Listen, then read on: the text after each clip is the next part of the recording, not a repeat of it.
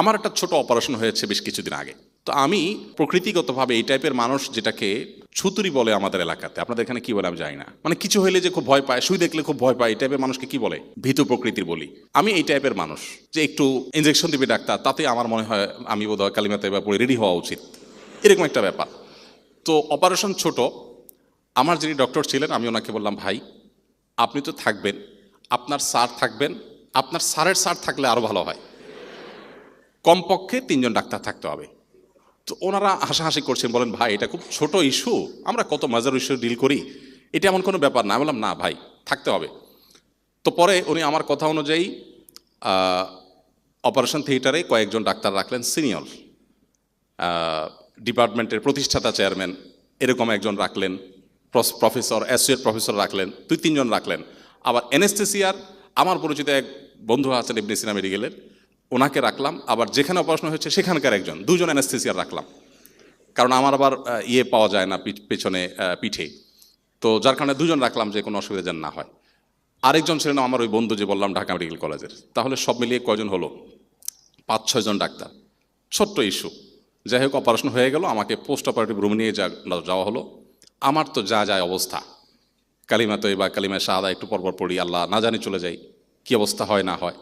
যাই হোক খুব কষ্ট পাচ্ছিলাম আসলে, যতটা না বাস্তবে তার চেয়ে বেশি মনে।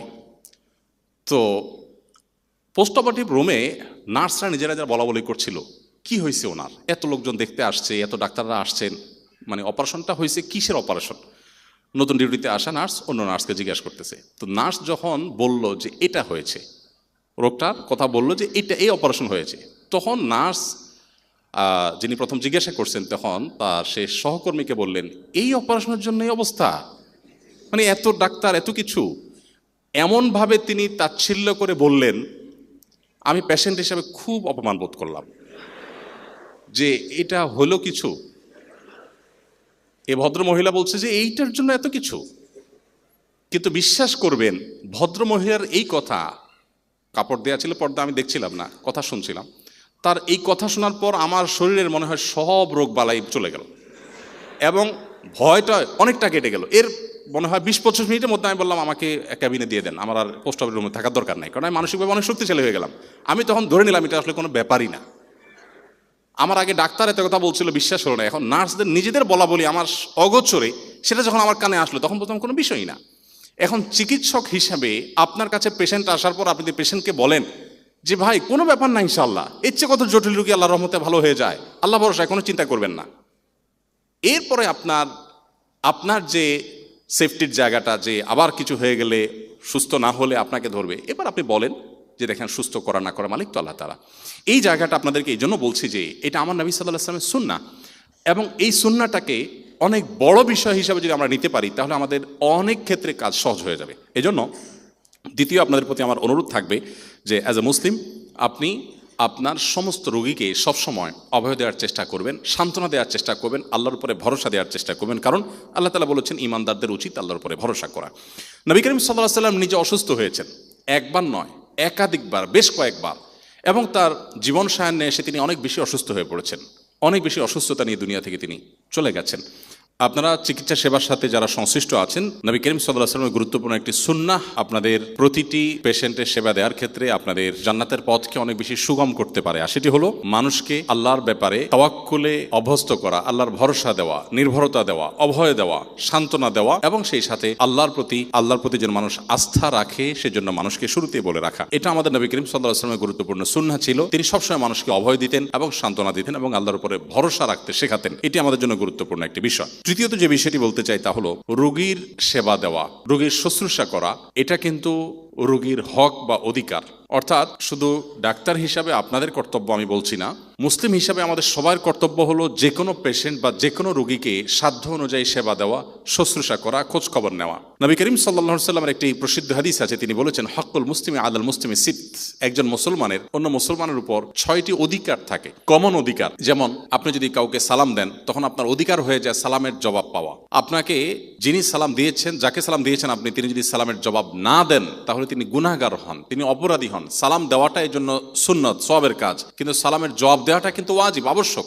সালাম আপনি না দিলে গুনাহ হবে না, কিন্তু কেউ সালাম দিয়েছে, রিপ্লাই দেন নাই, জবাব দেন নাই, তাহলে আপনি গুনাহগার হবেন। কারণ ইসলাম আমাদেরকে এতটা সামাজিক হতে বলে, ইসলামের সামাজিক সৌন্দর্যের ব্যাপারে এত বেশি ইসলাম সিরিয়াস যে কেউ সালাম দিয়েছে, আপনি সালামের জবাব দেন নাই, মানে হলো আপনি তাকে অবহেলা করলেন, আপনি তাকে তুচ্ছ করলেন, আপনি তাকে ইগনোর করলেন, অপমান করলেন, যে অধিকার আপনার নাই। তো মুসলমানের অন্য মুসলমানের উপরে 6টি যে প্রাপ্য আছে, অধিকার আছে, সে প্রাপ্য অধিকারগুলোর মধ্যে থেকে একটা হলো সালাম দিলে সালামের জবাব দেওয়া। ঠিক একইভাবে কেউ কারণ হাঁচি এলো, হাঁচি আসার পর একটি বাক্য পাঠ করতে হয়, আলহামদুলিল্লাহ পাঠ করতে হয়।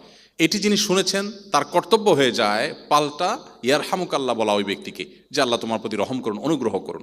এই যে একটা সামাজিক সৌন্দর্য ইসলামের, যে কেউ আপনাকে কিছু বলেছে, আপনি তাকে রিপ্লাই করতে হবে, রিপ্লাই করাটাকে শরীয়ত বাধ্যতামূলক করে দিয়েছে।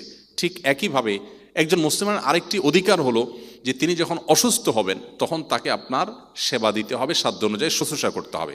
এখান থেকে বোঝা গেল যে আপনারা যারা চিকিৎসা সেবার সাথে জড়িত আছেন, ডাক্তার আছেন, আপনাদের উপরে ইসলামী শরিয়াত দৃষ্টিকোণ থেকে কর্তব্য হয়ে যায় পেশেন্টকে সেবা দেওয়া। তার মানে ভিজিট নেওয়া ঠিক হবে না। যেহেতু আপনার কর্তব্য, আপনার উপরে ওয়াজিব রোগীকে সেবা দেওয়া, তো আপনি ওয়াজিব পালন করেছেন, ভিজিট নেবেন কোন হিসাবে? যাই হোক, ভিজিট আপনি নেন, কিন্তু আপনাকে মনে রাখতে হবে যে একজন মুসলিম হিসাবে রোগীর সেবা সাধ্য অনুযায়ী দেওয়া। গোটা পৃথিবীর সব রোগীকে সেবা দিতে আল্লাহ আপনাকে বাধ্য করেনি। আপনার কাছে, আপনার হাতের নাগালে যারা আছেন, সেই রোগীকে সেবা দেওয়া, তাকে শুশ্রূষা করা, তার খোঁজ খবর নেওয়া এবং তাকে আপনার সাধ্য অনুযায়ী সার্ভিস দেওয়া, এটা আপনার উপরে শরিয়াত দৃষ্টিকোণ থেকে ওয়াজিব হয়ে যায়। অতএব এই মেন্টালিটি যদি আমরা নিজেদের মধ্যে সেট করে নিতে পারি, এই মানসিকতা যদি আমাদের মধ্যে আমরা ফিট করে ফেলতে পারি, তাহলে আমাদের কাজটা অনেক সহজ হয়ে যাবে। মনে রাখবেন, পার্থিব কারণে মানুষ যখন কোনো কাজ করে তখন সেটাতে প্রকৃত আনন্দটা পায় না।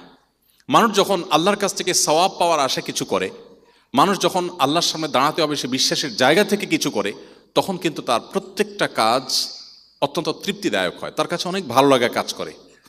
আপনি যখন কোনো রোগীকে সেবা দেওয়ার সময় চিন্তা করবেন যে নবী করিম সাল্লাল্লাহু আলাইহি সাল্লাম বলেছেন, কোনো মুসলিম, কোনো ভাই তোমার, কোনো মানুষ অসুস্থ যখন হবে তখন তুমি তাকে শুশ্রূষা করবে, তার সেবা দিবে, এটি তোমার কর্তব্য।